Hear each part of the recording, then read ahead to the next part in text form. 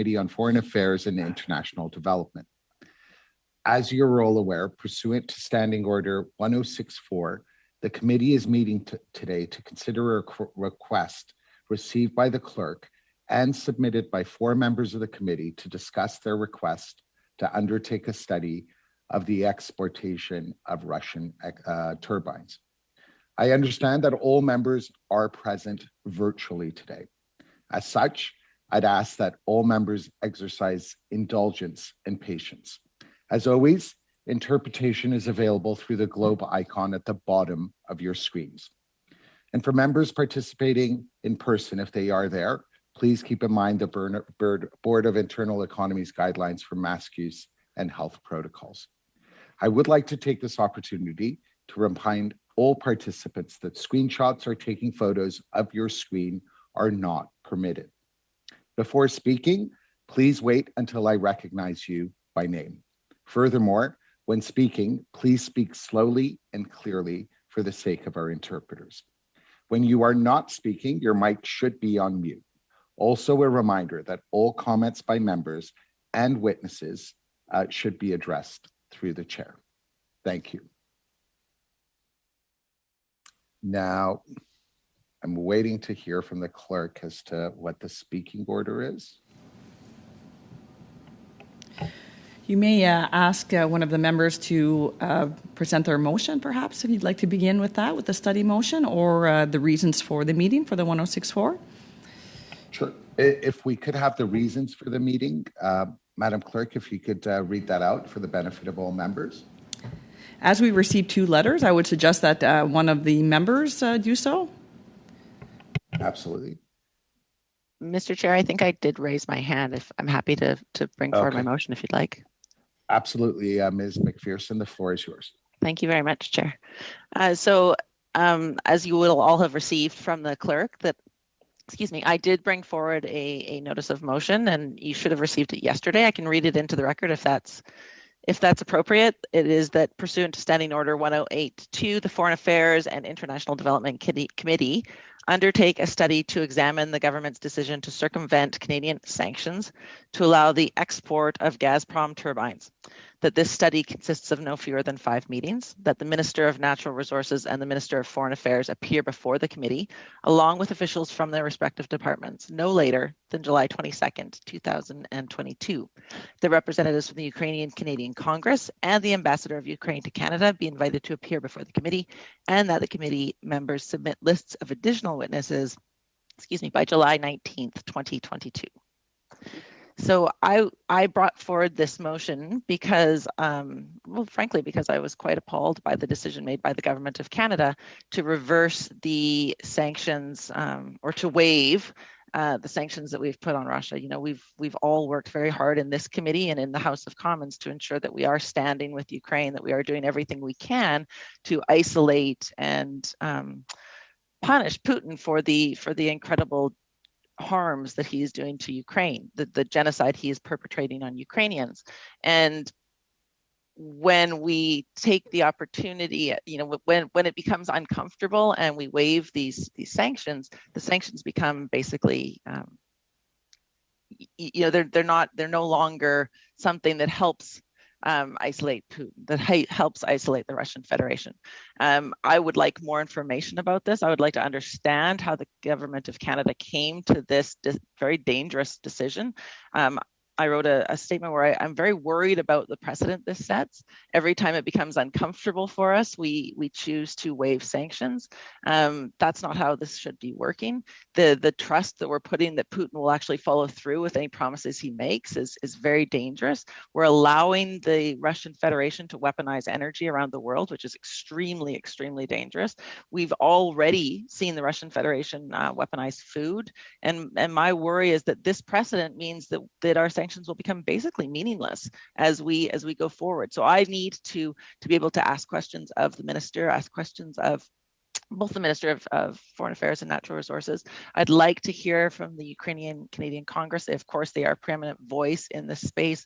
The ambassador who has come to this committee before will be able to share some very important perspectives from the government of Ukraine. And I just think it's really important that despite the House not sitting at the moment, that this committee continues to do the work in this unprecedented time as Ukraine goes through this horrific war. Thank you, Mr. Chair.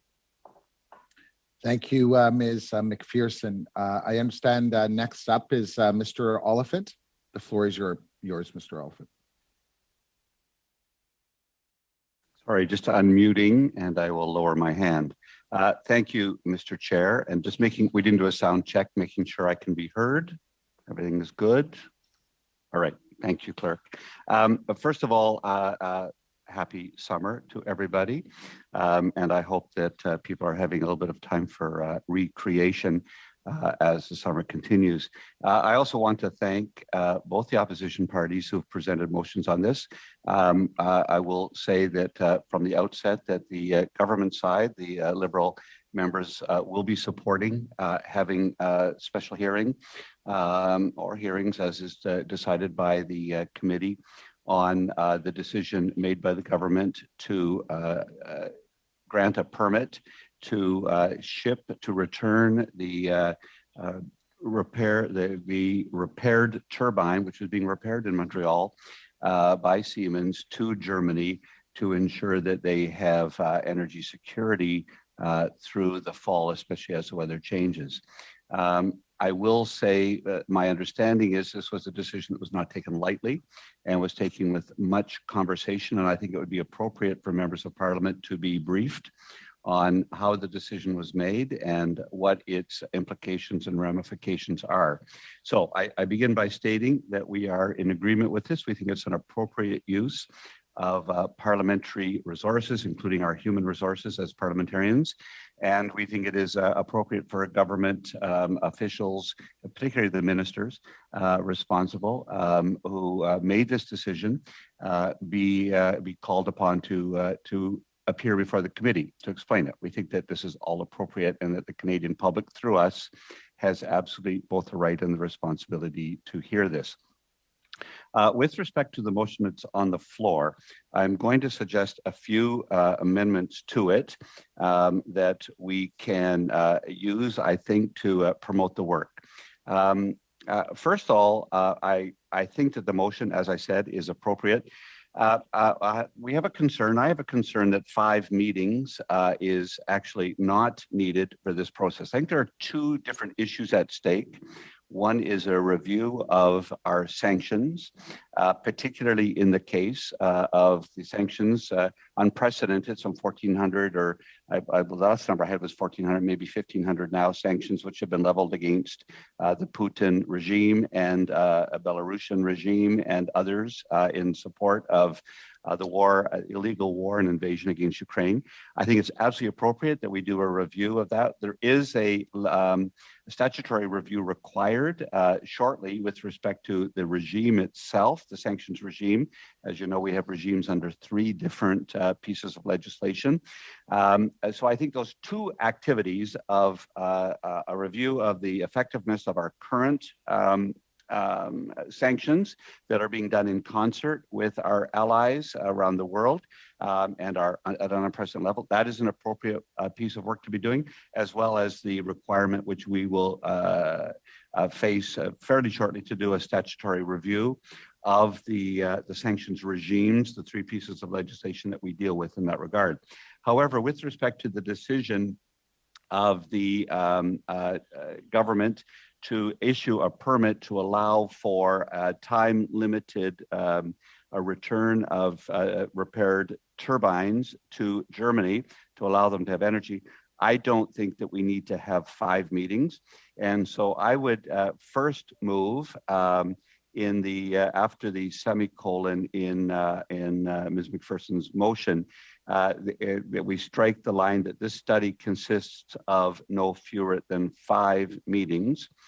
We strike that, and allow that to be determined at a later date. We would have one meeting with the ministers as requested, but then determine whether we needed more meetings in the future. I would hope that we could get to that point. It's the summer, not that that should affect us completely, but also I think that we could get the points that we need made onto why exactly the government made this decision and what its ramifications are from one meeting. Point of order. Point of order. We don't have any volume here. I can't hear Rob. I can. Seems okay on my side.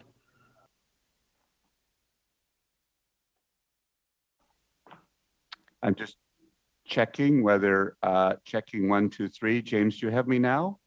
Okay. I'm glad you're listening. That's makes me feel good on this Friday morning. So that's my first part of the amendment, is that we simply strike that the study consists of no fewer than 5 meetings and allow that to be determined at a later date after we have the first meeting. Totally in agreement that the 2 ministers be invited, Minister of Natural Resources, Minister of Foreign Affairs, to appear before this committee, along with their officials. We can leave in no later than July 22nd. However, we believe that it is the convention of all the committees of the House that the clerk seeks the availability of ministers and their schedules. And I would change that part to as soon as possible. And that would be a scheduling activity by the clerk to ask the ministers to appear as soon as their schedules allow. I don't think that, my understanding from the minister's offices is that there's willingness and readiness to appear. There's no reluctance or desire not to appear, but it's just scheduling, and that by putting a date of July 22nd in place, that could be problematic for one or both of these ministers. So that's the second amendment, the second part of this one amendment. And then the third part was, after the ambassador of Ukraine to Canada, that we add the ambassador of Germany to Canada and the ambassador of the EU to Canada, that we not only hear from the ambassador of Ukraine, but also other affected countries. And so we would hear that through the ambassador of Germany and the ambassador to the EU, who is resident in Canada. That's the third part of the amendment. And the last part of the amendment that we don't, I strike the last sentence after the last semicolon, striking the words, and that the committee members submit lists of additional witnesses by July 19th, 2022, that we actually keep this to the witnesses that we strike today, which would be the Minister of Natural Resources, the Minister of Foreign Affairs, Ukrainian-Canadian Congress, the Ambassador of Ukraine, the Ambassador of Germany to Canada, and the Ambassador of the EU to Canada. We think that would be an effective 1 or 2 meetings, whichever we are able to schedule, and we would be able to get enough for our committee to engage on this important topic. So that is my my amendment, just so that it is clear. I would be amending that we strike the line that the study consists of no fewer than 5 meetings, that we strike no later than July 22nd, 2022, to change that to as soon as possible, that we add the ambassador of Germany to Canada and the ambassador of the EU to Canada, and that we strike the last part, and that committee members submit lists of additional witnesses by July 19th, 2022. I would just close by saying that, again, reiterating that we think this is an important piece of work for this committee to do. We think it should be quickly done, and we think that there is an important responsibility of this committee to hear from those ministers and to also hear from those ambassadors to understand the implications of this, both on Ukraine and its war effort against Russia, as well as Germany and the EU and its requirement for energy security as they face the winter. And frankly, as the European Union is a huge contributor to the war effort in Ukraine, the effect of Europe not having energy resources on Ukraine and their ability to support Ukraine in this illegal war. So that's my amendment, and thank you very much. Thank you, Mr. Oliphant. That was a whole number of friendly amendments. But we now go to Mr. Chong. Mr. Chong, the floor is yours. Thank you, Mr. Chair. Michael, point of order first off. Does the mover of the motion perceive those as friendly amendments? That would be the first issue, and I just want to clarify that point at this point. What point of order? That's not really part of the process here. The amendment's on the floor and we debate it, and Ms. McPherson can. It certainly will influence the tenor of the debate if, in fact, the mover of the motions doesn't perceive those as friendly movements. Mr. Chair, would you like me to intervene, or would you like to? I can't hear you. Ms. McPherson. Thank you, Mr. Chair. The amendments, I appreciate what my colleague has brought forward. I would say that some of those amendments I would be more than happy to see as friendly, I guess is the term. So certainly having the German and the EU ambassador join us would be fantastic. I'm happy to strike the 5 meetings, because I do think we can determine as a committee how many meetings there should be. I think certainly more than 1, certainly more than 2. This is a big issue, and we already have six witnesses that we'd like to question. However, I'm not willing to accept the friendly amendment to the additional witnesses. I think there needs to be the opportunity for people around this table to be able to bring forward additional witnesses if that is deemed necessary. I think this is an incredible slate that we've already set up with the Ukrainian-Canadian Congress, the Ukrainian ambassador, the German ambassador, the EU ambassador, and the 2 ministers. However, there may be others that can shed light on this, and I don't think we would want to exclude those from the conversation. Thank you, Ms. McPherson.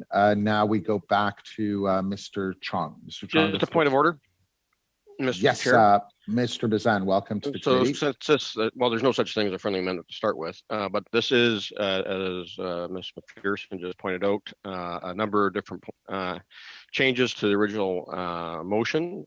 Should we be dealing with this amendment by amendment of 3 substantial changes to the motion rather than all in one broad sweeping amendment? I just ask for your guidance, sir. Yes, Mr. Bazan, completely agree. In the event they are adopted, they would have to be debated amendment by amendment. Absolutely. Point is well taken. Now, if we could go to Mr. Chong. Mr. Chong, the floor is yours. Yes, Mr. Chair, before just a I quick- begin, Mr. Chair, just on a point of order, so what amendment are we on then? I don't believe well, it would Personally, Mr. Chair, my advice is to treat all 4 changes that Mr. Oliphant has proposed as a single amendment. But if you want to break it down into 4 separate amendments, then please tell me what amendment we're on right now so I can speak to it. So I'm advised by the clerk that we have to go through this amendment by amendment. So Okay, we're going to have to break it down. Great. So we're on the first one. Okay. First amendment. So, proposed by Mr. Oliphant. I think with respect to how many meetings we should have, I think we should have at least 4 meetings. I believe we could accomplish those over 2 days. A panel in the morning, a panel in the afternoon, and then a similar structure for the second day. I think that gives ample time for witnesses to prepare and to be invited, and for members to appear at the committee. I don't think anything fewer than 4 meetings would work. And the reason why I think we need at least 4 meetings is that obviously we're going to hear from Government of Canada officials. Obviously we're going to hear from Ukrainian government officials. And then I think we need to hear from stakeholders. Mr. Oliphant has suggested that we hear from the German and EU ambassador, which I'm supportive of doing, but we also need to hear from the Ukrainian Canadian Congress, and we need to hear from broader foreign policy experts who can put this into a broader context about natural gas supplies to Germany. So I'm fine with striking how many meetings we need to have, provided that we are under the understanding that we have at least 4 meetings, and no fewer than that, and as many meetings as necessary to accommodate the witnesses that we believe we need to be hearing from. And so and the final thing I'll say on that, Mr. Chair, on the amendment in front of us is that I don't believe, and I know this is the 4th amendment, but I don't believe if we do strike how many meetings we're going to have, that does not imply that the witness list is restricted to the 6 witnesses that Mr. Oliphant has suggested. Mr. Oliphant has suggested that we hear from only 6 witnesses, those being the Minister of Natural Resources, the Minister of Foreign Affairs, the Ukrainian Canadian Congress, the Ambassador of Ukraine to Canada, the Ambassador of Germany to Canada, and the Ambassador of the European Union to Canada. I don't believe the witnesses should be restricted just to those 6 witnesses. I think we need to hear from witnesses beyond that. Thank you, Mr. Chair. Thank you, Mr. Chong. Now we go to Mr. Jenis. Mr. Jenis, the floor is yours. Thank you, Mr. Chair. I am supportive of this motion. It's virtually identical to a motion that was put on notice by my colleague, Mr. Chong. I am concerned by what appears to be an effort by the government to, on the one hand, say yes to hearings, but on the other hand, effectively water down the ability of the committee to do the detailed work that is required. Look, we need to hear not just from government and from ambassadors, but also from civil society, from experts, from people that can inform our work from a more from a variety of different directions. And if you add up 3 ambassadors, 2 ministers, I don't. Plus the Ukrainian Canadian Congress and other civil society groups and experts, I don't know how we would end up at less than 4 or 5 meetings, anyways. So I think happy to work with colleagues on refining the language of this motion. But the fundamental point is that we need to have enough meetings, summer or not, to deal with this critical issue.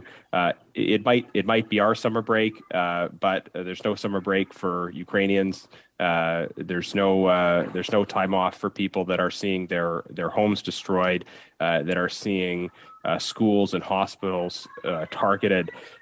This is a devastating war that we're seeing, the targeting of civilians and of children, the total lack of regard for human life, for international law, and for the rules of war that we're seeing from the Russian Federation. And Canada needs to do its part. And I believe that means opposing the logic of appeasement or compromise with this violent aggressor. My view when I saw this announcement from the government was that the government's decision to suspend their own sanctions is a slap in the face to the Ukrainian people in their darkest hour. And it made me wonder, what is the point of sanctions if the government is so casually willing to ignore or suspend their own rules every time somebody asks? This is happening in a context as well where, and I think it's important to note, the German chancellor has told Bloomberg, quote, "It would be good if they would be there, even though they are not necessary." The German chancellor has said that the return of the turbines is not necessary. It's important that we are firm in our resolve. If we aren't, then Russia will simply continue to escalate their pressure.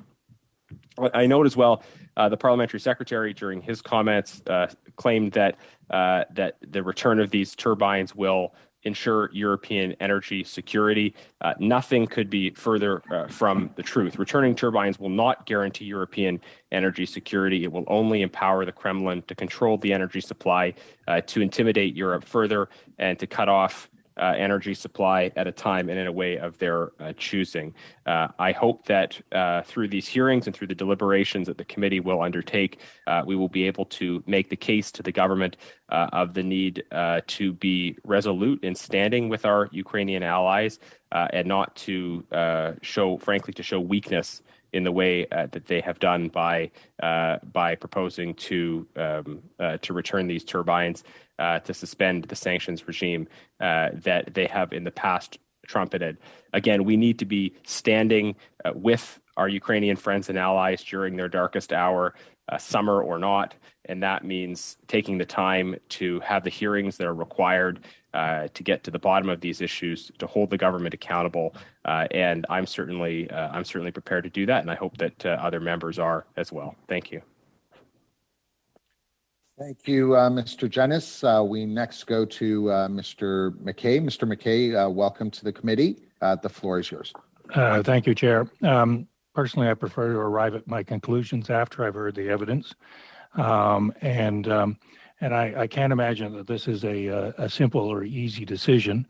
As chair of the Defense Committee, I think there are significant NATO implications in the decision process.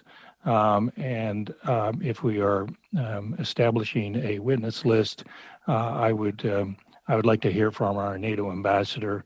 And I think it's rather unprecedented that some of the most significant members of NATO have come out and supported the decision, which everyone would agree is a very difficult decision of the government of Canada to return the turbines. So I think that would be useful to the committee so that all of the evidence can be on the table.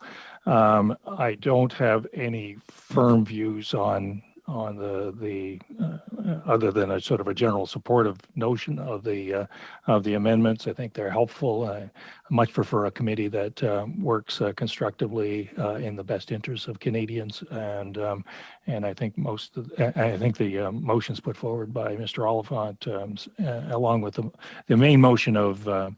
McPherson, are actually a real strong step in the right direction, and I support Mr. Genu's argument that we can certainly in the summertime deal with these kinds of things, because this is an important issue. Thank you. Thank you, Mr. McKay. We next go to Mr. Bizan. Mr. Bizan, the floor is yours. Thank you, Mr. Chair. I believe we need to keep this rather open-ended, because I think as we dive into this, and this is another opportunity for Parliament to raise public awareness over the war in Ukraine. I think that we need to have a briefing on the current situation in Ukraine and making sure that we understand the ramifications of this rather embarrassing decision that the government made in returning these gas turbines to Gazprom. I think when you look at what happened again yesterday with an attack on civilians in downtown Venetia, 23 more people killed, including I believe it was 3 or 4 children that were killed in that cruise missile attack. We need to put some understanding around how gas sales to Germany and other European nations fuel Putin's war machine. We need to understand that those revenues that are generated by Gazprom ultimately go back to the Russian military, which buys things like cruise missiles and other artillery, as well as the overall illegal invasion in Ukraine by the Russian Federation. I think we want to make sure that we cover all these bases, and restricting timelines, restricting the number of meetings, restricting the witness list through a motion, I don't believe is in our best interest or in the interests of Canada's foreign policy in Ukraine, and allowing both the government of Ukraine to express their concerns, as well as those in the diaspora here in Canada. I'd also just say that I think we've all seen the response from President Zelensky on this decision. To say that he's disappointed is an understatement. I think that there's anger. I think that Ukraine feels betrayed, regardless of the sanctions list that Mr. Oliphant already talked about, and an unprecedented number of people and organizations that have been placed on it. if we're going to suspend those sanctions on a temporary basis, then they mean nothing. So, Mr. Chair, I'd encourage all committee members to look at the bigger picture, ensure that we get everyone out there that's experts in the field to give us a full briefing so that we can make a proper decision, and that Canadians who have taken an interest in this, as well as the media, will be able to report on those facts. Thank you, Mr. Bazan. We next go to Mr. Bergeron. Merci, merci beaucoup, Monsieur le Président. Thank you, Mr. Chairman. I'll begin by saying this is an untenable situation for the Canadian government. The Canadian government is between a rock and a hard place. It had to choose between cholera and malaria. So this is an extremely delicate situation, and I think that if there is one person who's very happy with the result of what's happened, it's Vladimir Putin in the Kremlin, because he has an opportunity with these turbines to create division, to create a rift in the alliance, to create discord among allies, to create dissent, whereas until now we've displayed unfailing unity. And I think, well, what revulses me is that we've allowed Vladimir Putin, we're playing into his hands, because Ukrainians keep repeating that it's possible to supply Europe through the pipeline on their territory, and they don't understand why we have permitted a transfer of these turbines, these 6 or 7 turbines, at least 6 turbines over 2 years. So this is a rather long suspension, 2 years. And all this, what's it for? We know that Russia is quite capable of providing Germany and other European countries with energy without these turbines, but they want people to be subject to what the Kremlin wants in order that Russia provide energy. These turbines will not prevent Putin to turn off the tap if he decides to do so on a whim. I think this is a very serious mistake in terms of the unity of the alliance. We're dealing with Putin's arbitrary wishes. I think that we need to understand, as I said, and I willingly admit it, the decision couldn't have been an easy one for the Canadian government. So I don't want to blame or attack the government. Yes? Please. So I wouldn't want to inveigh against the government.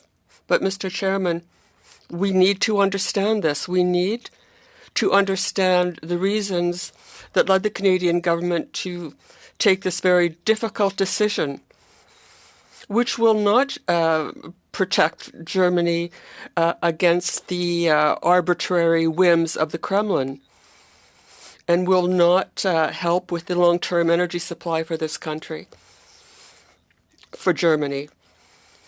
Now, with respect to the amendments, the first amendment, since we're going to be dealing with each amendment one at a time, Ms. McPherson indicated that she agreed with the First Amendment And I think I can accept Mr. Oliphant's amendment, but I also heard Mr. Chong's reservations. And if this is all right with Ms. McPherson, I would recommend the following amendment, an amendment to Mr. Oliphant's amendment. I would say that the committee should determine the number of sittings to deal with this study. So I would replace the part where Mr. Oliphant says should be eliminated, that there should be at least 6 meetings, and that the committee decide on the number of sittings necessary to deal with this study appropriately. Thank you, Mr. Chairman. Thank you, Mr. Bergeron. We next go to Mr. Oliphant. Mr. Oliphant, the floor is yours. Merci beaucoup, Monsieur le Président, et merci. Thank you, Mr. Chairman. And thank you, Mr. Bergeron. I think you have a true diplomatic sensitivity. It was very difficult for the government.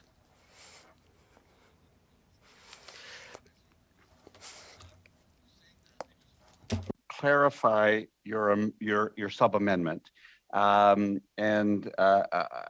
heard 2 things. I heard that we would both determine how many meetings we'd have later, but I also heard 6 meetings, and that was in interpretation. So I just want to perhaps, Chair, if we could have a little bit of liberty in the general rules of order to allow Mr. Bergeron to clarify that sub-amendment. Alors, Monsieur le Président, j'ai fait référence à...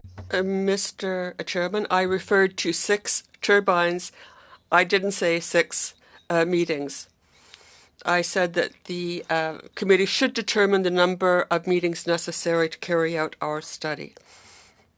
Okay, thank you. That was, I think we lost that in interpretation, so thank you. I think we're agreed with that.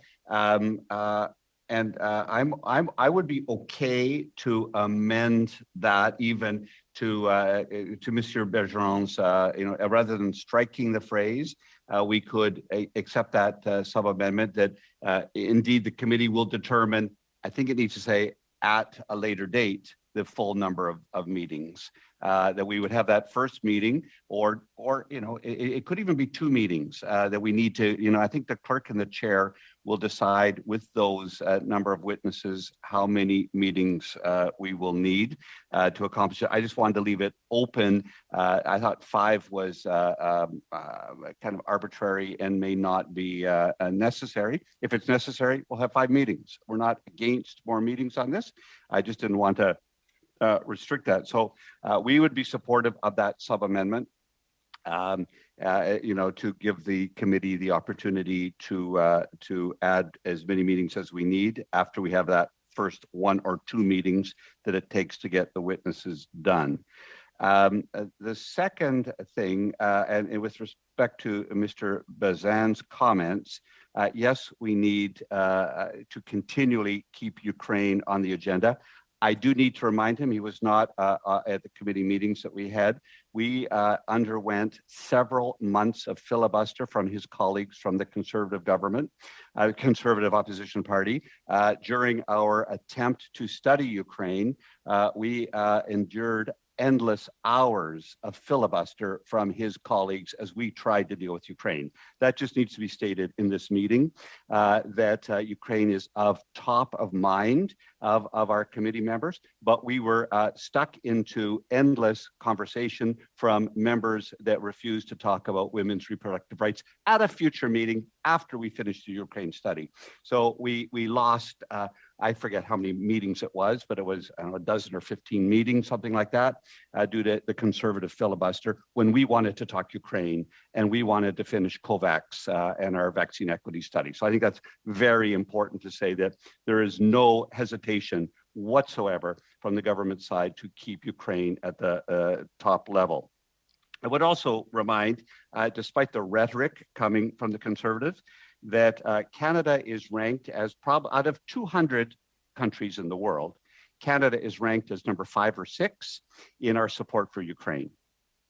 And that is not unnoticed. I was just at the Ukraine Recovery Conference in Lugano, Switzerland. Canada was recognized by Ukrainian ministers, by Ukrainian civil society, by the Prime Minister, by the President regularly as one of the top contributors, humanitarian-wise, military-wise, financial guarantee-wise, and our convening of power, where we are bringing together countries from around the world regularly with our leadership. And that was recognized. And this decision with respect to the turbine is nothing compared to what we have been doing and will continue to do for Ukraine. So the rhetoric aside that comes from opposition members is just simply not true, and it's not fair. Canada stands with Ukraine and will always stand with Ukraine, and we are recognized by the world at doing this. I think Mr. Bergeron had an extremely important point with respect to allowing this issue to cause a rift in the alliance. We have, as NATO allies, plus others who are not in NATO, had a unified approach to Ukraine that has been spectacular. We can allow Mr. Putin to use this as a divisive thing. What we need to do is stay together as an alliance. That's why we added hearing from Germany and the EU ambassadors. We think it's extremely important that we continue to keep that alliance absolutely firm, absolutely true to what we need to be doing, and any kind of rhetoric that comes from some members that attempts to divide us as nations is just simply both irresponsible and inappropriate. And so thank you very much, Mr. Bergeron, for pointing that out. I think it was an extremely important point. We will navigate this very difficult moment.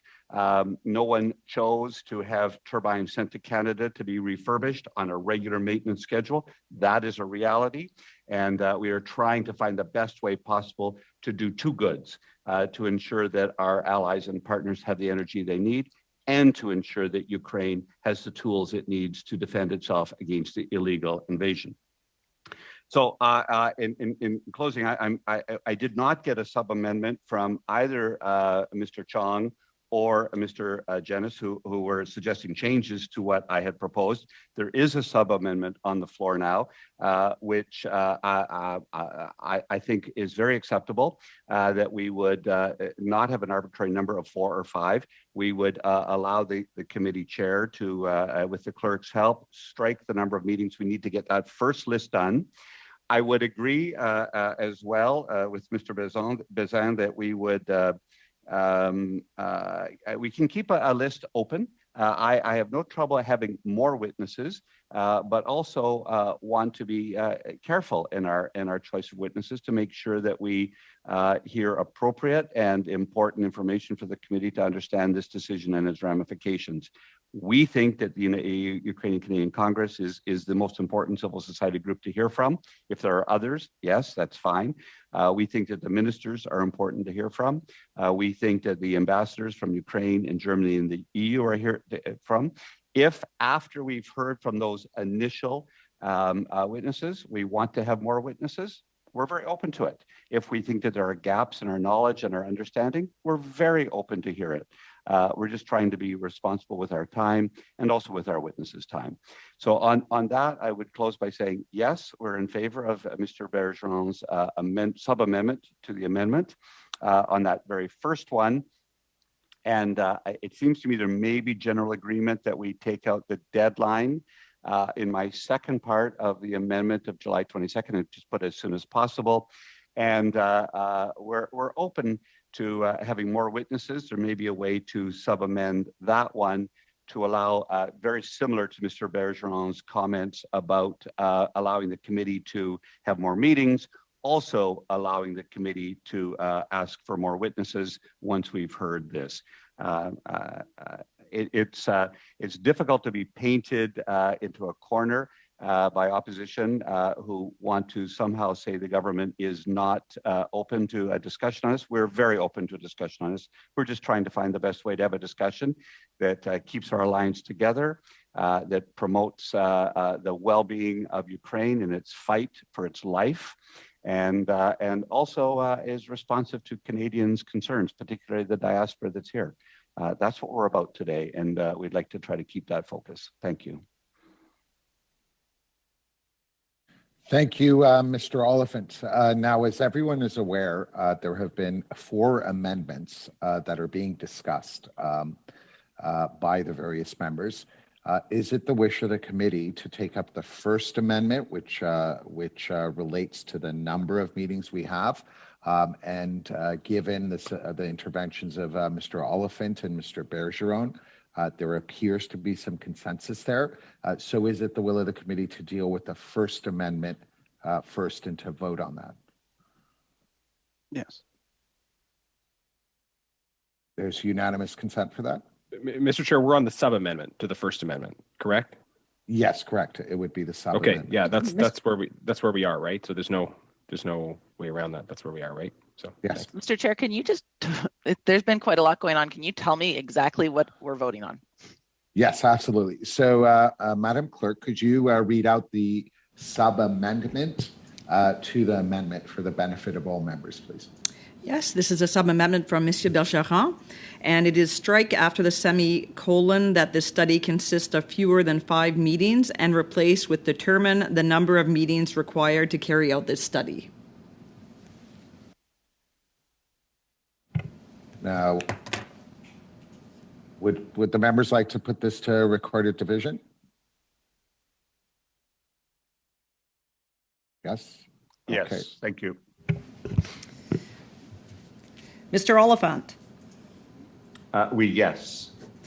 Madame Lapointe. Yes. Mr. Sorbera.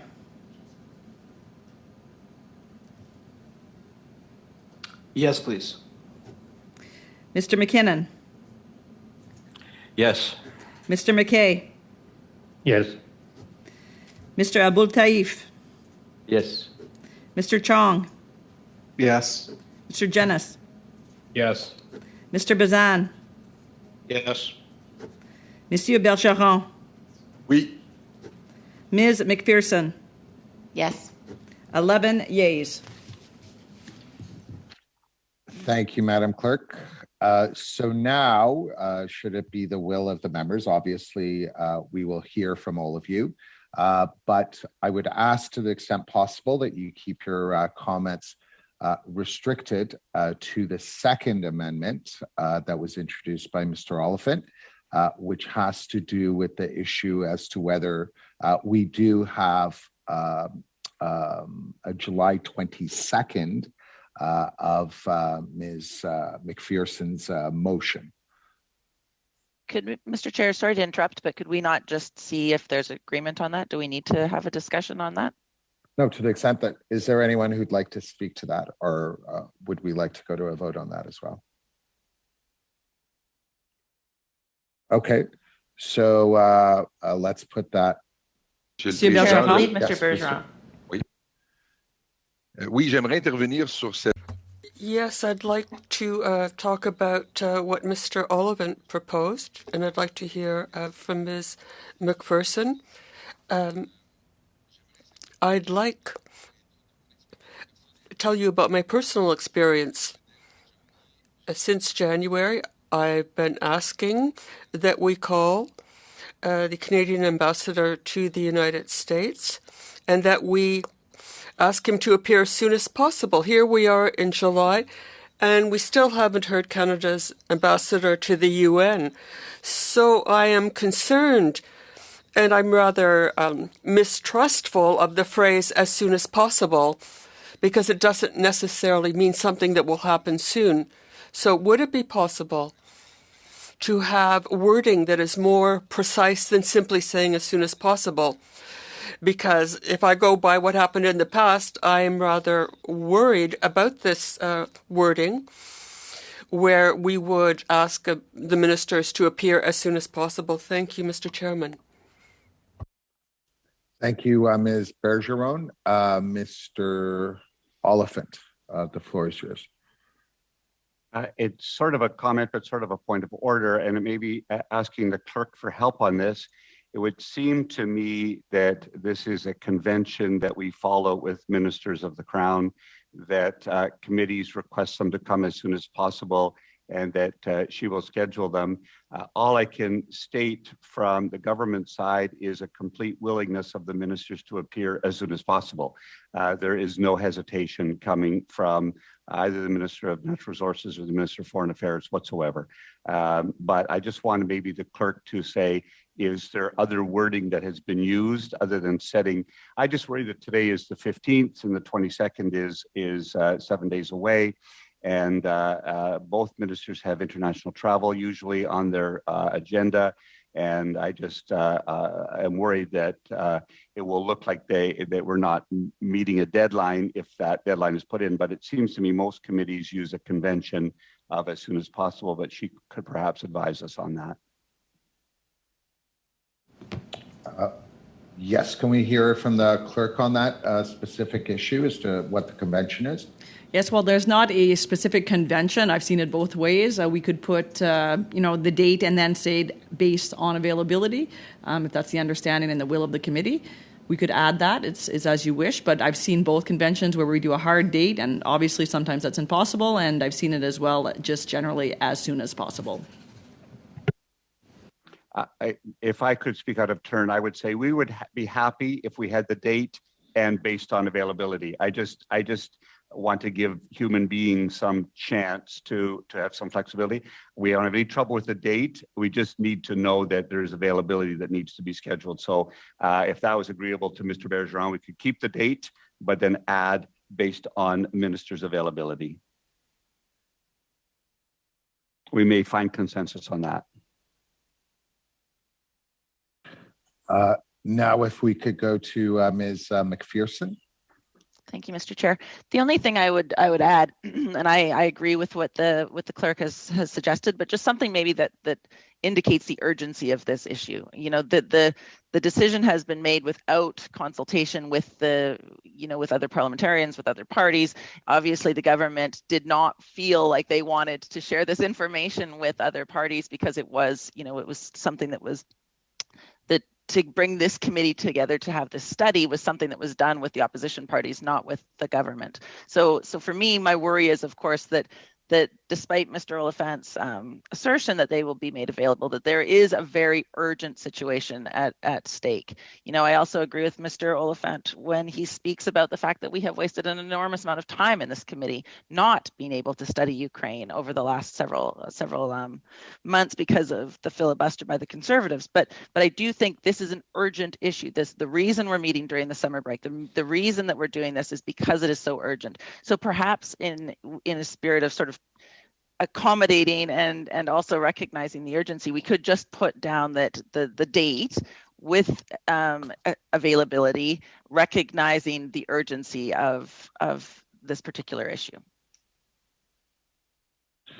Thank you very much, Ms. McPherson. I think there is, again, consensus that the date remain. However, it be subject to the consideration that they would be available. Is there a consensus amongst all members to I would also add noting the urgency of the situation. That would absolutely be appropriate as well. So the three things: the date, availability, and noting the urgency of the situation. Sorry for speaking out of turn. Thank you, Mr. Oliphant. Seems like those are eminently reasonable, and I think there is agreement between all the members on those three specifications. Did we want to put that to a vote, a recorded division? Is that the will of the committee? Okay. A clerk, can we take a recorded division on that? Yes. The second amendment? Mr. Oliphant. Yes, as it is now reworded. Madame Lapointe. Yes. Mr. Sorbera. Yes. Mr. McKinnon. Yes. Mr. McKay. En favor. Mr. Abul Taif. Yes. Mr. Chong. Yes. Mr. Jenis, Yes. Mr. Bazan, Yes. Monsieur Bergeron, Oui. Ms. McPherson, Yes. 11 yeas. Thank you very much for that. So that's the second issue we've dealt with. Thank you for the spirit of compromise amongst all the members. So now, in the main, if we could just keep our comments reserved to the third issue, which is the witnesses that we should be hearing from.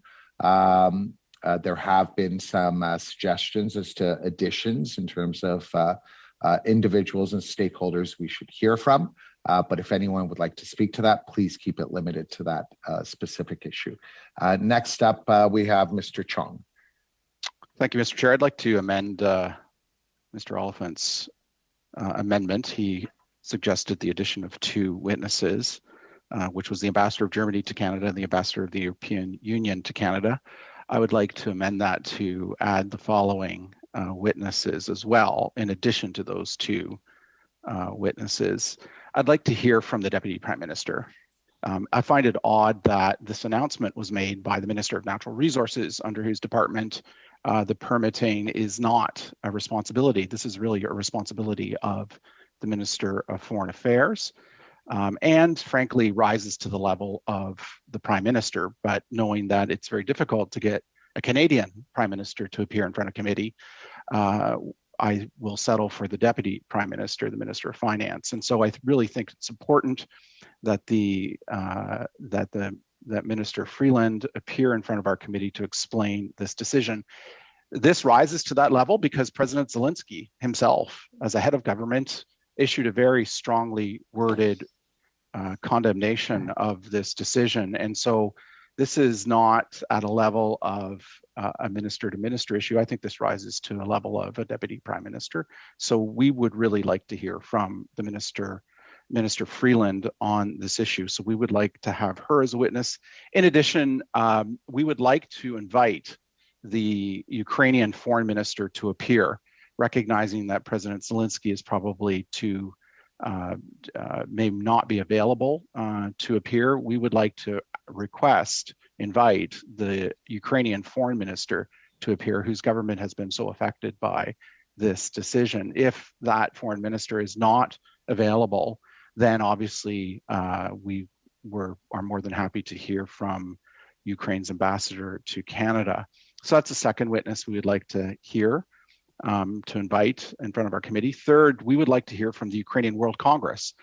This is particularly important in addition to the Ukrainian Canadian Congress, because the Ukrainian World Congress has filed an application with the federal court arguing that this decision may not be legal or may be inconsistent with Canadian law. So we would like to hear from them as to exactly why they believe that this decision is not consistent with Canadian law. So the Ukrainian World Congress is a third witness we would like to hear from. And then finally and fourthly, we'd like to hear from other witnesses, experts, foreign policy experts, people who have spent their lifetimes studying the geopolitical dynamics of that part of the world, and particularly how natural gas politics has an impact on that part of the world. This is not simply a decision about one or two or half a dozen gas turbines. This is a decision that really is about where Germany and where Europe is going to get its natural gas from in the coming years, in the coming months. Germany is constructing two new liquefied natural gas terminals off their northern coast in the Baltic Sea.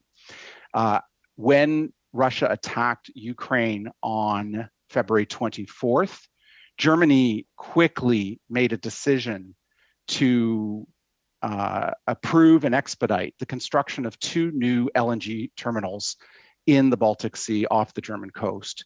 The German economic minister in recent weeks has said publicly that Germany expects those turbines to be operational early 2023. So Germany, within the space of 12 months, has been able to construct two new LNG facilities in order to import natural gas to replace Russian natural gas. They have been in discussions with governments around the world, pleading with them to provide those additional supplies. We know that they've been in discussions with the Norwegians as well as the Qataris. We need to understand where the Canadian government has been in those discussions, because this is a critical piece of the puzzle. It's not simply about saying that the government shouldn't have exported turbines, granted the export permits for turbines to Germany. It's also the corollary of that discussion, which is, if Germany is not going to get its gas from Russia, where is it going to get its gas? And surely Canada, as the world's 5th largest natural gas producer, surely Canada is part of this solution. And so we need to hear from experts who can talk about the issue of Canada providing natural gas for Germany, particularly appropriate, I think, in the lead up to Chancellor Scholz's visit in the next month to Canada, where, as I understand it, reading from reports, public reports, officials are saying on background that the number one issue will be, can Canada provide more natural gas to Germany in order to get Germany weaned off Russian natural gas. And so we need to hear from a group of witnesses, people like Marcus Kolga, who has written about this recently, Balklin Devlin, people like Thierry Bro, who is a professor of political science at Sciences Po in Paris, who have spent a lifetime studying this issue not only of Rappel au règlement, gas Monsieur le issues. Président. A point of order, Mr. Chairman. A few moments ago, Mr. Chong said that I should stick to the text of the amendment, and I will do the same for him, especially as Mr. Chong is already anticipating the next amendment, which concerns the list of witnesses. It seems to me that Mr. Chong is giving his list of witnesses while we still haven't decided on when we should submit this list of witnesses. So through you, Mr. Chairman, I would ask Mr. Chong to stick to the wording of the amendment before us. Thank you. Thank you, Mr. Bergeron. Now we revert back to Mr. Chong. Well, thank you, Mr. Chair, and thank you, merci, Monsieur Bergeron. Je vais, Thank you, Mr. Bergeron. I'll simply give my sub-amendment.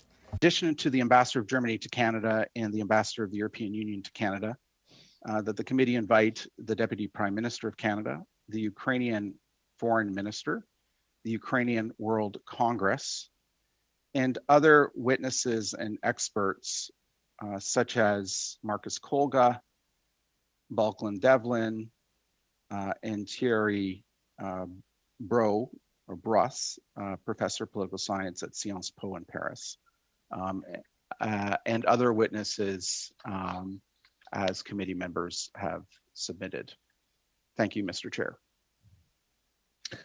Thank you, Mr. Chong, for your sub-amendment. Now we go to Mr. Oliphant. Thank you, Mr. Chair. And I am in that moment where I'm agreeing with everything that Mr. Bergeron says, and so I'm trying to sit on the edge of my seat to see what he'll say next. So I didn't raise a point of order, but had a concern that for two reasons. One, we weren't on the topic of the motion, and there's also what I would call scope creep. I don't know how we would translate that about this motion. I think this motion is about a decision that the government made with respect to a permit to allow turbines to be sent after refurbishing to Germany. That is our topic. We have had an opposition day already on the topics that Mr. Chong is raising. The House has spoken on it. I would leave that for a later study. I would like us to be fairly focused on this set of meetings with respect to this critical decision that the government made, which I think that the committee has the right to give advice to the government on and to opine on. So I have some concerns about the motion, the sub-amendment, and the first would be with respect to the Deputy Prime Minister. Now, there's no more effective and better spokesperson for Canada with respect to Ukraine than our Deputy Prime Minister, Minister of Finance. We have no doubt about that. However, this was not her decision. The decision that was made, the permit is signed by the Minister of Foreign Affairs, and the negotiation that was done under the responsibility of the Minister of Natural Resources. And while it would be, it's always wonderful to listen to Minister Freeland, I don't think that that's relevant to this question, which is at stake. Again, I think that the opposition would be unwise to unleash her to speak on this issue, because I think she's passionate and informed and a world expert on it. However, I don't think her contribution on this particular issue is appropriate or timely. I think we want those two ministers. That also, I think, would slow down our process. Trying to find one minister's availability is always tough. 2 is tougher, and 3 is worse. So I would suggest that is not appropriate. I think we rarely would ever call a foreign minister from another country. We have an ambassador. That's what an ambassador's job is. So I would keep it to the ambassador of Ukraine to Canada as the most appropriate spokesperson for Ukraine at this forum. So I would not agree with that. I have a concern. I have great respect for the Ukrainian World Congress, but Mr. Chong raises the issue of them going before a court. As soon as we get into an issue that is before a court, as with one of the protagonists in that court action, it changes the nature of what ministers are able to contribute at this committee. I think we get on very, very thin ice, because that then opens the door to ministers simply not being able to comment because it's sub judice. It is before the courts.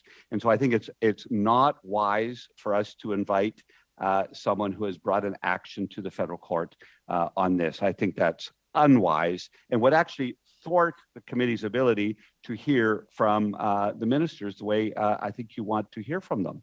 So I would say that's unwise. So I would be actually not voting for this sub-amendment for those reasons, that I think the Deputy Prime Minister is not the appropriate person on this issue. It is the 2 ministers named, and they're easier to get than getting 3.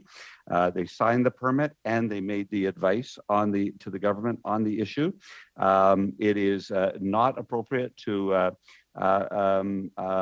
bring the Deputy Prime Minister, nor then the Foreign Minister from Ukraine. We have the ambassador listed. That is the spokesperson of that country in this country. While I have great respect for Marcus Kolga, and I don't know the other 2 that the member mentioned, I would say, again, I would hold this until we get to the 4th thing and look at other witnesses once we have the key witnesses done to find out what to do. Marcus Kolga does some great work on Russian disinformation. I don't know of him as an expert on natural gas and the topics which Mr. Chong has raised. I would like us to do some thinking about future witnesses, but hear from the key witnesses now that we've named, that we've added a list to, and to try to contain the study and not get into a study about pipelines going across Canada or LNG capacity in Canada to feed Europe. We had a whole day on that on an opposition motion in the House.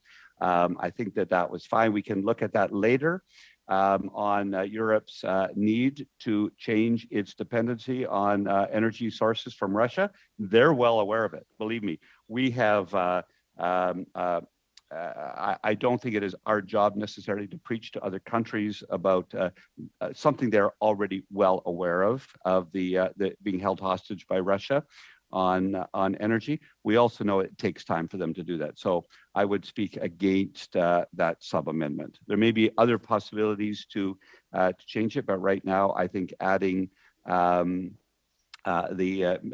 ambassadors from Ukraine and from Germany and the EU, and then a later amendment which could look at additional witnesses as required, is all we need to do right now.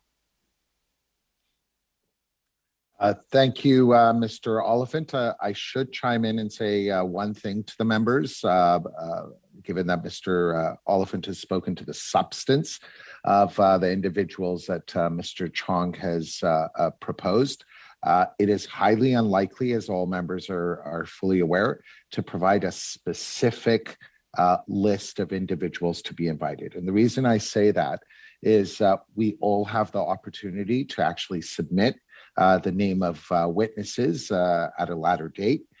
So just wanted to say from a procedural standpoint, I would just ask that all members bear that in mind as well. Well, Mr. Chair, that having been said, Mr. Chair, just on that point of order, Mr. Chair, can I? Yes, absolutely, Mr. Chong. I spoke to specific witnesses as part of this sub-amendment in front of the committee precisely because the Fourth Amendment would strike the last clause, the last phrase in the motion, precluding members of the committee from submitting additional witnesses. So I wanted to make sure that as part of the discussion on this Third Amendment and our sub-amendment currently in front of the committee, that we got our witnesses that we would like to invite in the Third Amendment, because the Fourth Amendment, if it's adopted, precludes members of this committee from submitting additional witnesses. And so that's the whole reason why I've been proposing this sub-amendment, Mr. Chair. I just wanted to clarify. Point of order.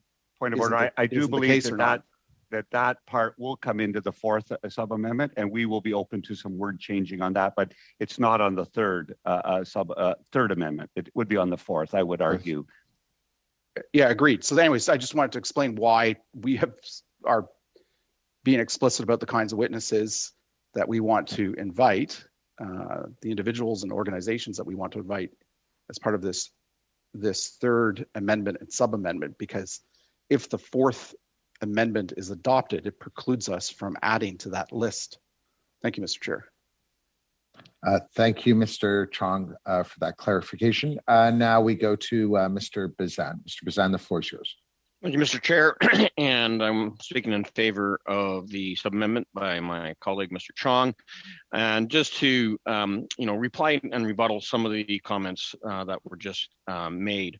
Like, when it comes down to the World Ukrainian Congress, having to file an application to the Canadian court, I think is something that we need to look at. First of all, the Convention of Sub Judicis is not in play because they haven't been accepted yet as an intervener, and their application hasn't been at all at this point in time accepted by the courts. So we need to keep an open mind here. We should hear from them as to what motivated them and why they had to take this step to actually try to take the government of Canada to court over this, very embarrassing decision. Secondly, Marcus Kolga is a subject matter expert on all things Russia. And I really do believe that he and others through the Macdonald-Laurier Institute and other academic voices need to be heard. And we should be inviting them and putting them on our witness list. And I would also say that we have to look at how Russia has weaponized energy. And this is, again, to Mr. Chong's comments, that we need to have those experts and people that are involved in this talk to how it is impacting on Europe, how this ultimately will be used against Ukraine, and how Canada has a bigger role to play in offsetting the overall impact of Russian energy on the European Union and other allies. So let's make sure we keep an open mind here. Let's make sure we have all those experts come before us, as well as those other organizations and stakeholders that have something to say. Like one of the organizations I want to add as an additional witness down the road is League of Ukrainian Canadians. They're the first ones to come out and denounce the government's decision to return the gas turbines to Gazprom. So let's make sure that they're available. And I'll just say this, Minister Freeland is by and large the expert on Ukrainian issues within the Liberal caucus at the cabinet table. And it almost sounds like Mr. Oliphant doesn't want her to appear because maybe she's not in favor of what both Minister Joly and Minister Wilkinson did in making this announcement. So we should, in my opinion, have her appear before committee to either voice her support or her displeasure. of what decisions are made. And when we're inviting representatives of the government, we should always go to the highest ranking officer possible. In Canada, in this case, we're asking for the Deputy Prime Minister, and we'd like to hear from the Foreign Minister of Ukraine, Dmitry Kuleba, who is definitely the person that we should have at committee before the ambassador. If he's not available, then yeah, let's have the ambassador, but we should be hearing specifically from Ukraine's foreign minister and the concerns that the government has in Ukraine, because President Zelensky was unreserved in his criticisms of the government of Canada on this decision. And I think that it is in the interest of our Foreign Affairs Committee, it's in the interest of our Parliament, it's in the interest of Canadians that we hear from all those witnesses, as well as the highest ranking government officials that we can get both in Canada and in Ukraine. Thank you, Mr. Bazan. We now go to Mr. Jennings. Mr. Jennings, the floor is yours. Thank you, Mr. Chair. I'm speaking as well in support of my colleague's amendment. And look, let's, with respect to Minister Freeland's appearance, let's make note of the elephant in the room here, right? Minister Freeland has been the most visible and most vocal in terms of the government's approach to Ukraine, and she's been completely silent and invisible with respect to the government's decision around these turbines. Minister Wilkinson, who is not the Minister of Foreign Affairs, who's not responsible for issuing these permits, Minister Wilkinson has been made the designated fall guy for this bad decision, and Minister Freeland is in hiding.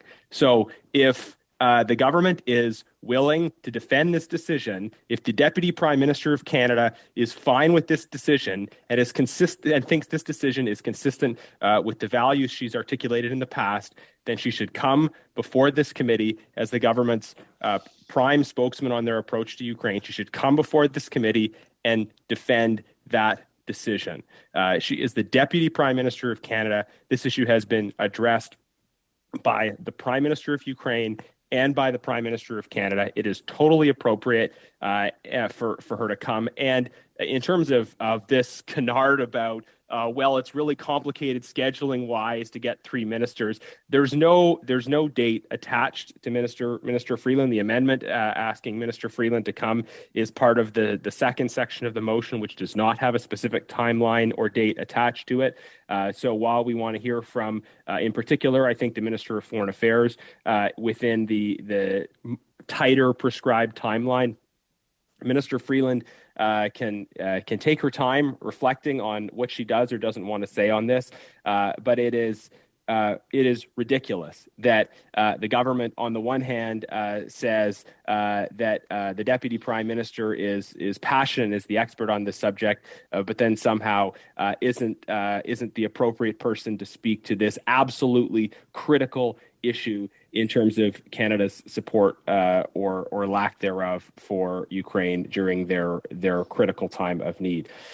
Now, in terms of the question about Ukraine's foreign minister coming before this committee, nobody is proposing to summon or require a minister of another country or even an ambassador to come before the committee. It's simply a question of invitation.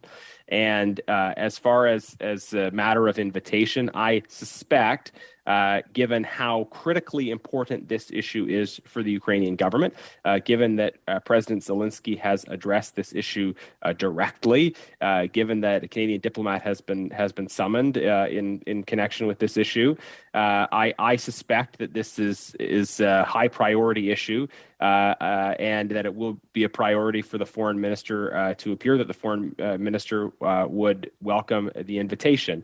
Now, nobody is going to think any less of the foreign minister or Ukrainian government officials if the circumstances in which they receive the invitation are such that they're simply not able to respond to it. I think of course we would be understanding of that, but let's absolutely issue the invitation, extend the offer, and I think it makes eminent sense. Why is this such an important issue for Ukraine? I think they've articulated it clearly. It's because it's because we know, and the German chancellor has said, that these turbines are not necessary for European energy security and that they don't guarantee European energy security going forward. This is part of the Kremlin's game to expose their ability to weaken sanctions at will. And we have to stand against that, and we have to say, no, we will not grant exceptions to sanctions. We will defend our sanctions regime. We have to take that strong and principled position, or else the Kremlin will continue to look for opportunities to whittle away at that sanctions regime and render it meaningless.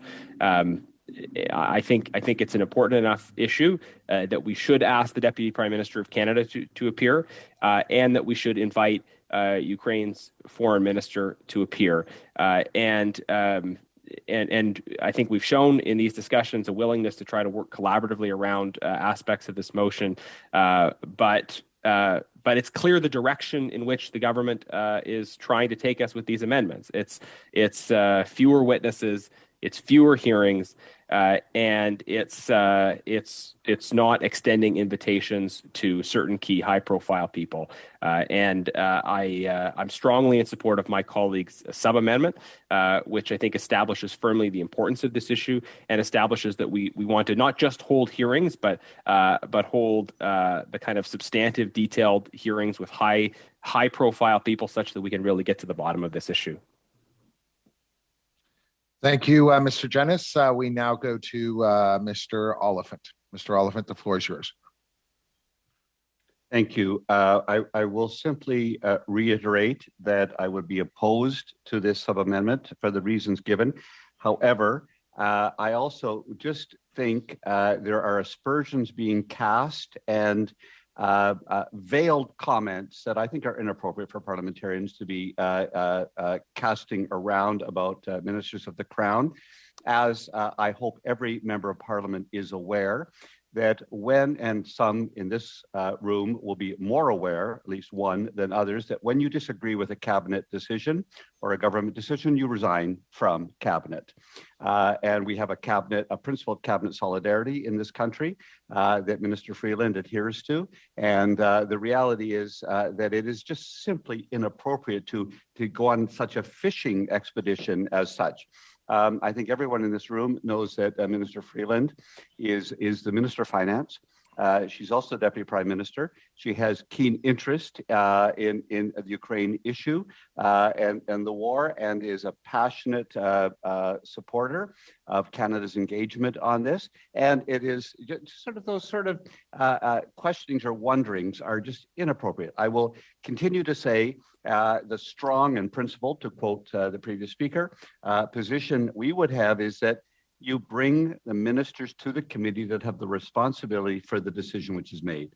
And it's been very clear that the permit is signed by the Minister of Foreign Affairs, and that the engagement with respect to the refurbishment of the turbine is part of the Minister of Natural Resources mandate. Those two ministers are the clear ministers responsible. That is about government accountability, and that's why I would like to suggest that we bring this to a vote fairly soon, so that we are able to make sure that we have the appropriate meeting with the appropriate people at the appropriate time. And this does not preclude adding witnesses. What we've done is adding some key witnesses to the list that we think are important to get the basis of this done. Once we've added we'll go back to the amendment after the sub-amendment is dealt with. Once we have done those initial meetings with the ambassadors and the ministers and the Ukrainian Canadian Congress, we can reassess and say we need more witnesses. It would be absolutely appropriate, and we should do that. I think it's very good. I mean, the Minister of Finance has work to do. All of us are concerned about the work that she is doing. It's important and big work for Canadians. We should let her do that work, and that's what we will continue to do. So I'm speaking against it partly on principle about bringing ministers who have made the decision accountable, and we will continue to do that. So I'm just trying to remember if there's any other points I was trying to make. At a certain age, you need to write notes, and I wasn't writing notes. I would again stress that we can add when we get to the fourth part of the amendment I made. We can add a list of other witnesses to be determined by the committee, very similar to what Mr. Bergeron suggested with respect to additional meetings. We're not closing any doors. We're keeping doors open and trying to make them appropriate. Thank you very much. Thank you, Mr. Oliphant. Now, is there anyone else who would like to speak to Mr. Chong's sub-amendment? Ms. McPherson? Yes, Mr. sorry. Chair, I had my hand up, sorry. Oh, okay. My apologies. Did not see that. Ms. McPherson, the floor is yours. Well, thank you. And I guess one of the things that I would suggest on this is as we go back and forth on whether or not it's appropriate to list all our witnesses, as we go back and forth on which witnesses should be included, wouldn't it just make sense that we submit list of additional witnesses by July 19th? Or set a date for when the witnesses, the initial motion that I put forward gave us the opportunity to put witnesses forward. It gave us an opportunity to do that. So we've now talked about taking it out. We've now talked about putting more witnesses on the list. We've now talked about a whole bunch of things, but really what we could do is just say additional witnesses by July 19th, 2022, and then we could all submit our lists and go from there. I mean, I'm not 100% sure why that wouldn't meet the needs of all of the members of the committee. Fair enough, Ms. McPherson. I think it's one of the unintended consequences of the manner in which amendments were introduced. Mr. Chong, the floor is yours. Sure.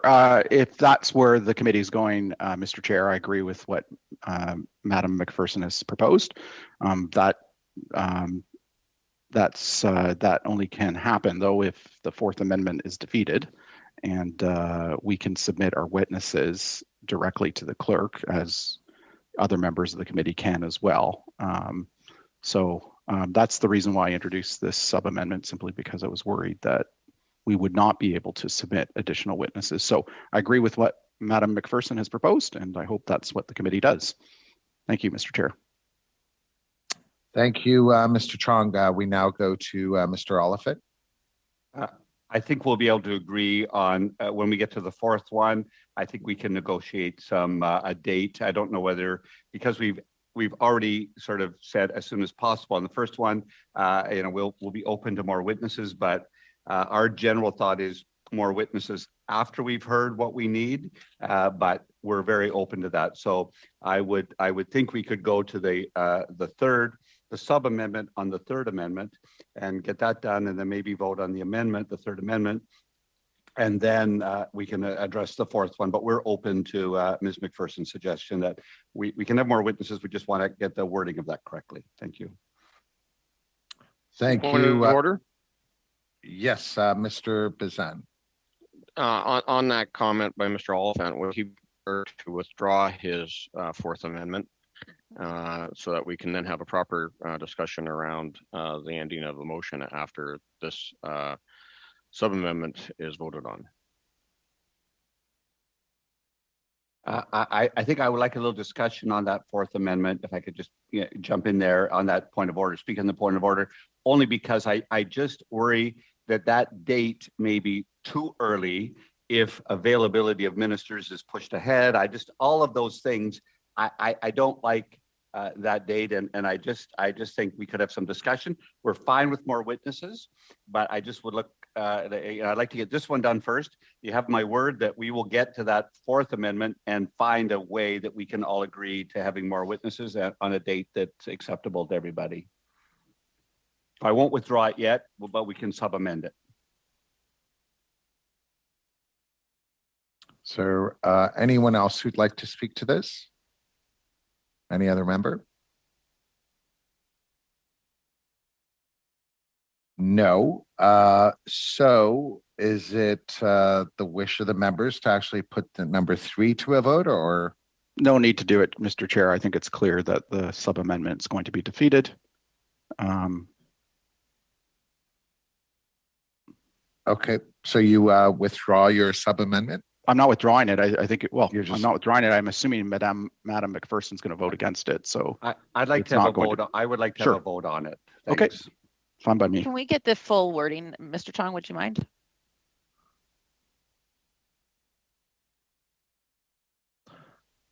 Or we Yes, could, that the amendment of Mr. Oliphant be amended by adding the following.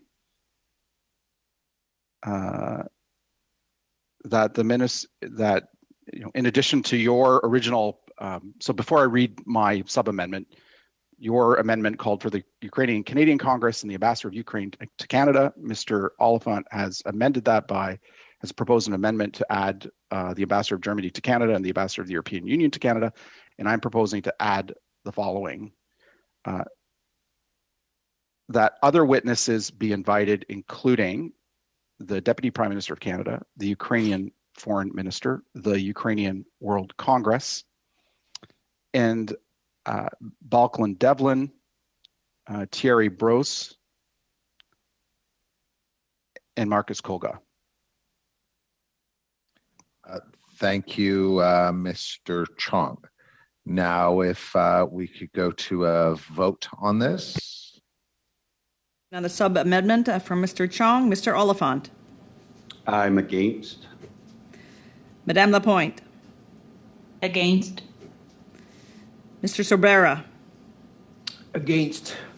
Mr. McKinnon, Against. Mr. Sheen, Against. Mr. Al-Boutaif, Yes. Mr. Chong, Yes. Mr. Jenis, Yes. Mr. Bazan, In favor. Monsieur Bergeron, Contre. Ms. McPherson. Against. Yeas 4, nays 7. Point of order, Mr. Chair. I'm Yes, not sir. sure in hindsight, and the clerk can correct me if I'm wrong, whether we actually voted on the first two parts of the amendment. I think we've reached consensus on them now as they stand. No. We haven't. Okay. No. So we'll vote on all, we're going to, I was going to say, do we now vote on the third amendment, which adds the ambassadors? Okay, and then we'll get to the fourth amendment, and I'll be very willing to entertain a sub-amendment to that as the mover of it. For sure. So if we could now revert back to Mr. Oliphant's third amendment. However, for the benefit of committee members, if I could ask the clerk to read out to all members what the third amendment would read.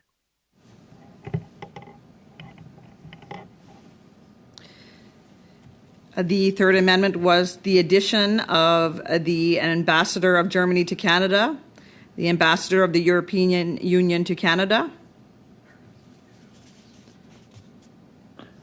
Thank you very much for that. So now if members agree, we'll put that to a vote as well. Mr. Chair, can I ask a quick question? Yes, of course, Ms. Sorry, McPherson. this has all become a little bit convoluted, so I'm just trying to make it sure that it's clear in my mind, and I'm tired this morning apparently. So this would be adding those two ambassadors to our list, but we would still maintain the committee members submit list of additional witnesses by July 19th, so that we would have the opportunity to submit the Deputy Prime Minister, all of those other names at that point. Is that correct? Yes, you are bang on and correct, Ms. McPherson. Thank you. Just a point of order, except there is an amendment to strike that, but I'm willing to entertain a change to that amendment that I made. So we still will get to that point where we get to set a date for more witnesses. Absolutely. And before we'll we get there, Heather, we'll get there. Yeah, where we're getting there, we're making great progress. Thanks to everyone. I should say that we've been advised that in terms of committee resources, this committee can only meet till 12 o'clock. So if all members could bear that in mind as well, that would be hugely helpful. Now, again, if we could go to a vote on Mr. Oliphant's third amendment. Mr. Oliphant. Yes. Madame Lapointe. Yes. Monsieur Sorbera. Yes, please. Mr. McKinnon. Yes. Mr. Sheen. Yes. Monsieur Al-Boul Taif. No. Mr. Chong. Yes. Mr. Generous. Yes. Mr. Bazan. Yes. Monsieur Bergeron. Oui. Ms. McPherson. Yes.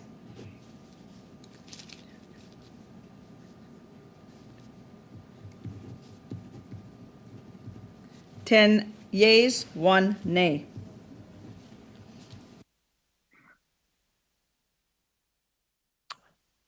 Excellent. Thank you very much for that. Now we will go to Mr. Oliphant's fourth amendment. I understand that Mr. No, I thought I saw Mr. Genes's hand up, but I guess not. I think I was mistaken. So we now go to Mr. An Oliphant. understandable mistake, Mr. Chair, given how often my hand is up. Thank you. Mr. Oliphant, the floor is yours. Sorry. As I said, I'm willing to entertain willing to entertain a sub amendment on this. I can't make it myself because I made the amendment, but I think we are open to more witnesses.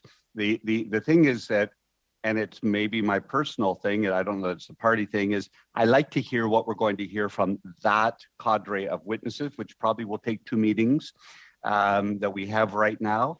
And then I'd like to make sure that it can be an ongoing list. So I don't want to close the list of witnesses either to the one we decided today, nor even to one maybe on July 19th. I think that may be premature to close the list of witnesses. Like, I think we want, to very clearly indicate that the committee may call more witnesses as required or wanting to.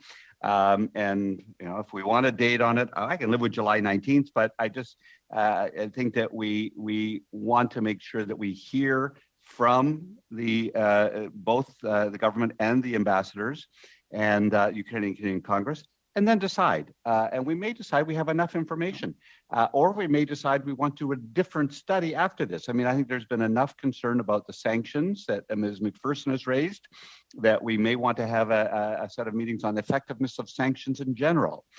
We may have to do a legislative or statutory review of the sanctioned regimes. We may want to have hearings about oil and gas dependency and the kinds of things that Mr. Chong has raised. We may want to do all of that. I'm not presupposing we don't want to do that, but I just think that let's hear about this. Let's deal with the issue of the permit that was issued to allow a refurbished turbine to return to Germany and get that out there. At the end of that, I think we'll know more. That's what hearings are for, and then make a decision on that. If you want it on July 19th, I can live with it, but I just think that it's premature because we just don't know what we want to do yet. Thank you, Mr. Oliphant. We next go to Mr. Chong. Before I make my intervention, Mr. Chair, on a point of order, what is the amendment in front of us?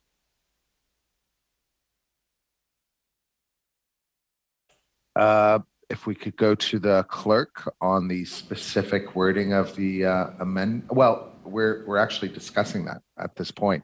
Mr. Oliphant is actually considering the possibility of a sub amendment, but of course, technically speaking, well, I don't, Mr. Chair, I don't. That's fine. You just want the wording of it.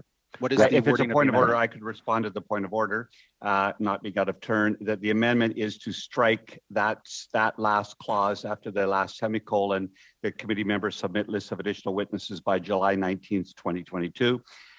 I would be proposing, if someone was willing to move a motion, that committee members submit future, that the committee entertain receiving lists of future additional witnesses at a later point. That's all I would suggest, is that we don't tie it down, that we're absolutely willing to have future witnesses or additional witnesses. We just think that it may be premature to say July 19th. Thank you, Mr. Chair, on that point of order. I support neither the amendment nor a potential sub-amendment along the lines of what Mr. Oliphant has suggested. I would support voting down this amendment completely, and then going back to the proposing another amendment if this amendment is voted down, that would keep Madam McPherson's original wording with maybe a change to the date, to July 26th, which would give members an additional week to submit witnesses. So that's what I believe we should do here as a committee. We should vote down both the amendment, because it's all members of this committee should be able to send witnesses to the clerk and to you, Mr. Chair, through the clerk, for consideration for this hearing.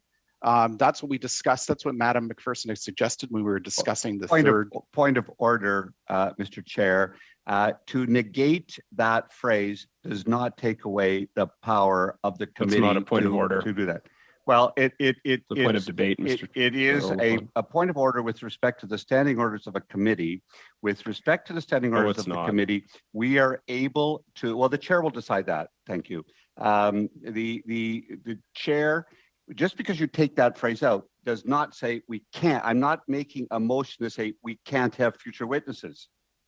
That's not in the motion. It's just taking out that phrase. So under the standing orders of the committee, we're allowed to add witnesses any day we want. I mean, that's absolutely possible for a committee to do.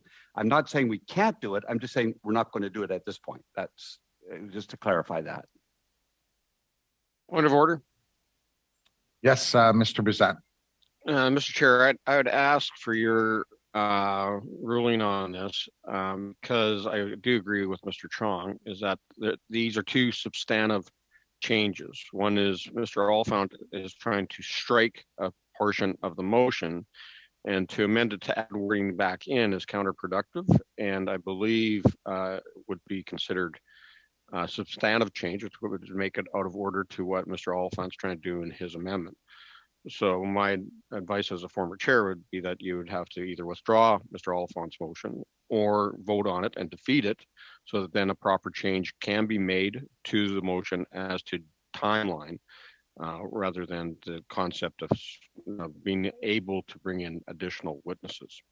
Once the decision is made, if we support the amendment by Mr. Oliphant, then you have made the decision not to call additional witnesses, and then any motions coming forward in this committee meeting would be ruled out of order because you just took a decision not to call additional witnesses. On that point of order, Mr. Chair, if I have unanimous consent, I'm happy to withdraw that, which would be the appropriate order to do things. I would be happy to withdraw that amendment and entertain any other amendments that someone wanted to make with respect to the motion. So I will withdraw that, and then let's now actually deal with that phrase to see if we can improve it and reach consensus on it. So if I have unanimous consent, I'll withdraw it. Do I hear we have unanimous consent to the withdrawal of Mr. Oliphant's fourth amendment? Yes. And I have an amendment that I think everybody will agree to. I hope. I understand, Mr. Chong, you are up next, so the floor is yours. So I propose we simply strike the final 4 words of the motion. That's my amendment, that we strike the words by July 19th, 2022.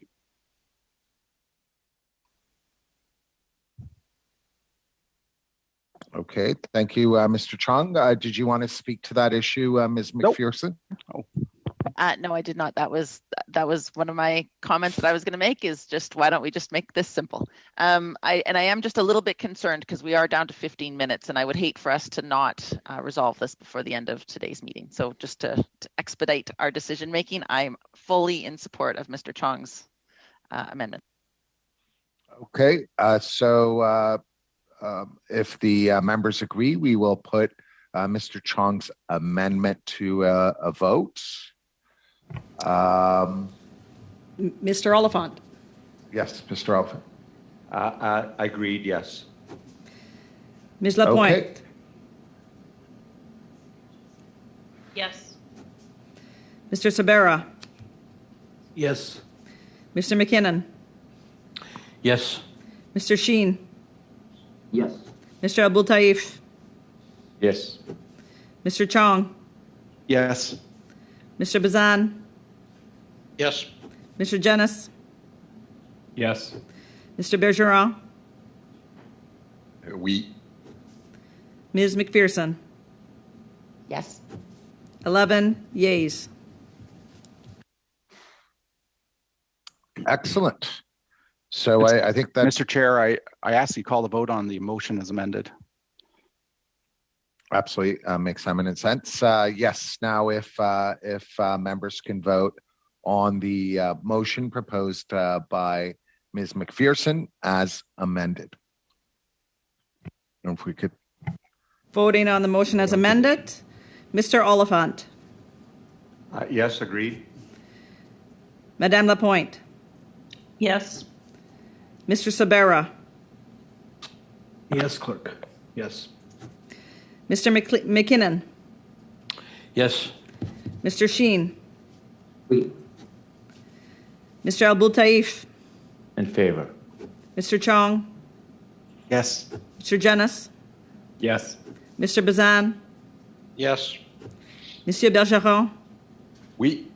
Ms. McPherson. Yes. 11 yeas. Thank you very, very much for that. Now, I think that completes everything that we met to agree with. There are no other issues to discuss unless members have anything else that they would like to bring up. Nope. Okay. So thank you very, very much to each and every one of you. Good to see that there was a lot of compromise and a lot of good votes here, and that we managed to get it done before our time is up at 12 o'clock. So thank you to you all, and this meeting stands adjourned. Yes, Mr. Trump. I had just a quick question. Mr. Chair, what's your thinking around these meetings to have a panel in the morning, a 2-hour meeting in the morning, a 2-hour meeting in the afternoon in one day? Or are you planning on doing one meeting a day? Or it depends on witnesses as they're available? What's your thinking on this? And secondly, what is the availability of House administration resources to do all of this in the next week and in the coming weeks?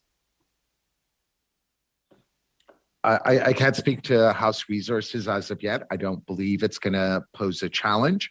Of course, there is the issue of the availability of witnesses, which is certainly beyond our control. However, I would like to hear from the members as to what their preferences would be from a procedural standpoint, just so we can proceed in a manner which is agreeable to most members. Did anyone want to speak to that issue as to what their preference is? Yes, Mr. Bergeron. Alors oui, Monsieur le Président. Well, Mr. Chairman, my preference, given that it's the summer, is that we consult beforehand to make sure that people are available, because I would find it a great pity if we missed a meeting because a meeting was missed, or I missed a meeting because I was outside the country. So I appeal to your benevolence, and I would ask that before we set a date for a meeting, that we try to agree among ourselves ahead of time about the most appropriate times. Absolutely. We'll certainly endeavor to do so. Ms. McPherson.